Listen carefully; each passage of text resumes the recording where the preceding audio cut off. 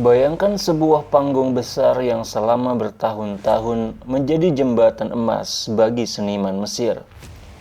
Mausim Riyadh, festival hiburan terbesar di Arab Saudi, bukan hanya sekadar ajang pertunjukan.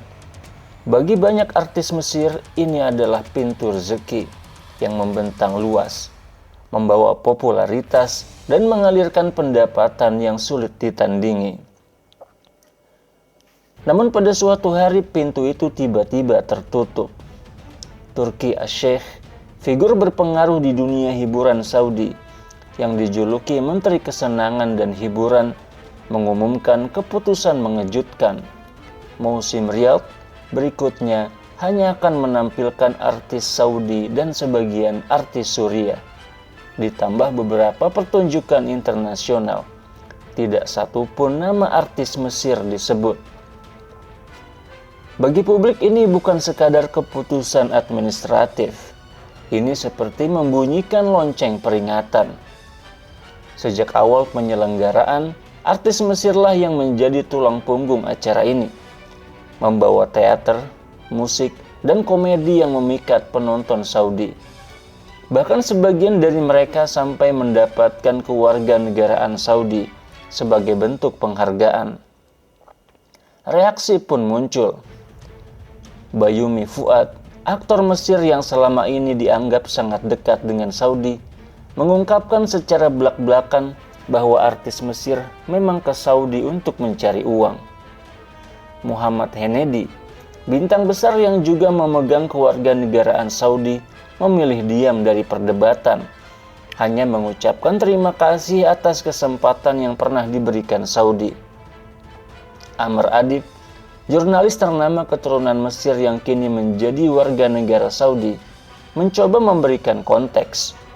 Dia mengatakan bahwa keputusan ini adalah akibat dari kesabaran Saudi yang habis menghadapi serangan media dari pihak Mesir, meski dia tidak menyebut secara jelas siapa yang berada di baliknya. Sementara itu di media sosial perdebatan memanas. Sebagian warganet Mesir mengecam keputusan ini sebagai bentuk penghinaan terhadap seniman mereka.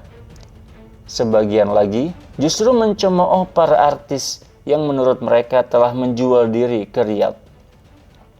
Ketegangan semakin terasa ketika Presiden Mesir Abdul Fattah As-Sisi secara tidak langsung menanggapi situasi ini.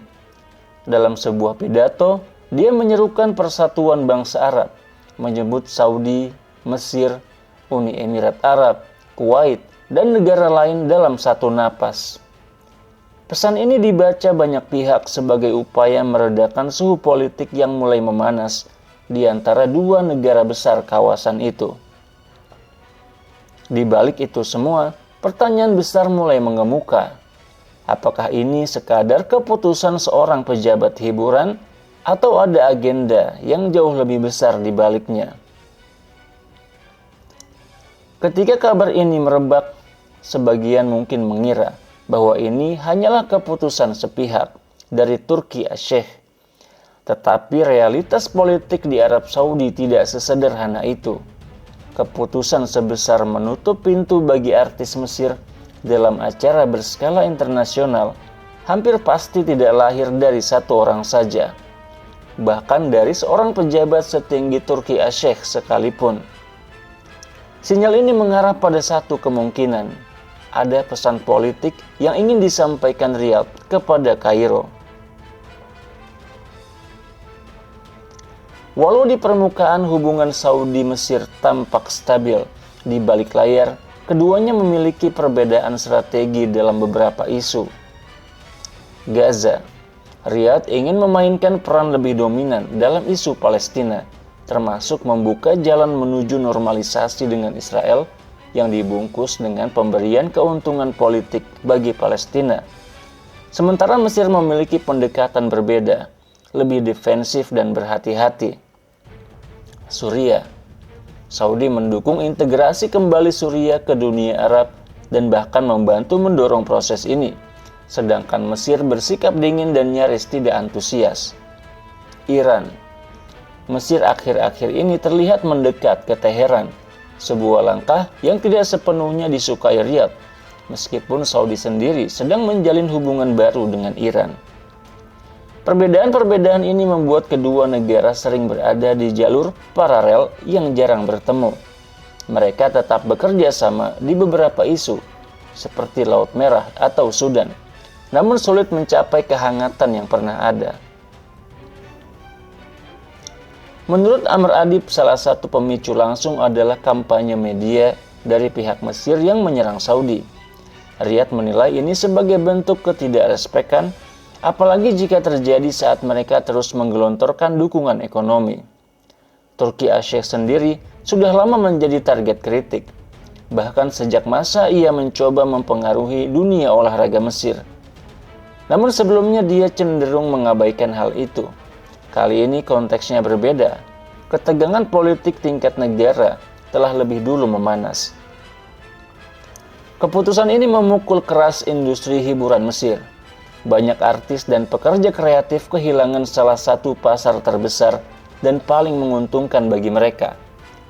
Pengaruh Saudi yang menguasai rumah produksi, stasiun TV, dan platform streaming besar berarti penutupan akses tidak hanya terjadi di festival, tetapi juga bisa merembet ke seluruh industri. Jika Riyadh memperluas kebijakan ini ke sektor lain, pariwisata, investasi, proyek infrastruktur, dampaknya akan jauh lebih dalam bagi perekonomian Mesir. Seorang artis Mesir yang pernah menolak tampil di Riyadh sebagai bentuk solidaritas untuk Gaza, Muhammad Salam, menjadi contoh nyata resiko ini. Setelah penolakannya, karirnya nyaris terhenti total, menunjukkan betapa eratnya industri hiburan Mesir dengan dukungan finansial Saudi. Dengan menutup pintu di sektor hiburan, Saudi mengirimkan sinyal ke Kairo. Kami punya pengaruh besar pada sektor-sektor penting Anda, dan kami bisa menggunakannya jika perlu. Ini bukan hanya tentang seni dan panggung, ini tentang tuas politik dan diplomasi kekuatan. Di dunia politik dan diplomasi tidak ada keputusan besar yang berdiri sendiri. Langkah Riyadh untuk menutup pintu bagi artis Mesir di musim Riyadh hanyalah satu bab dari cerita yang lebih besar. Sebuah kisah tentang bagaimana dua raksasa Arab kini berada di persimpangan jalan. Mesir adalah negara Arab terbesar dari sisi populasi dan kekuatan militer.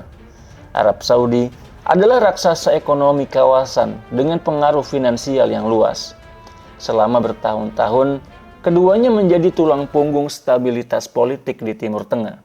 Tetapi kini, gesekan yang terus terjadi dari isu Gaza, Suriah, Iran, hingga kampanye media membuat fondasi itu mulai retak. Bagi pengamat regional, ini bukan sekadar perselisihan dua pemimpin.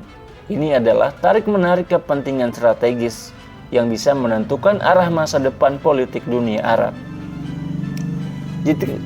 Jika ketegangan ini tidak segera dikelola, konsekuensinya bisa meluas.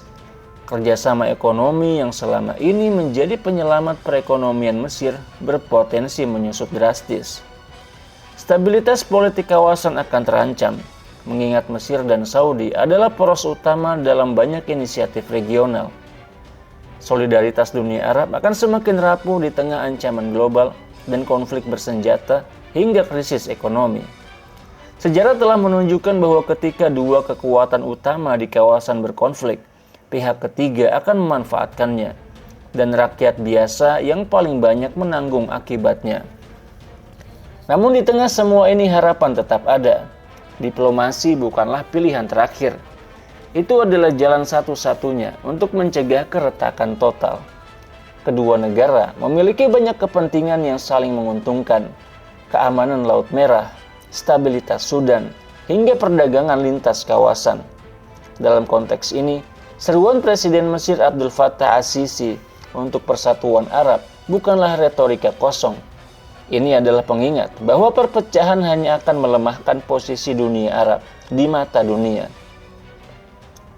Kisah ini mengajarkan satu hal, di Timur Tengah, hiburan pun bisa menjadi panggung diplomasi. Keputusan yang tampak seperti urusan seni dan budaya seringkali menyimpan pesan politik yang dalam.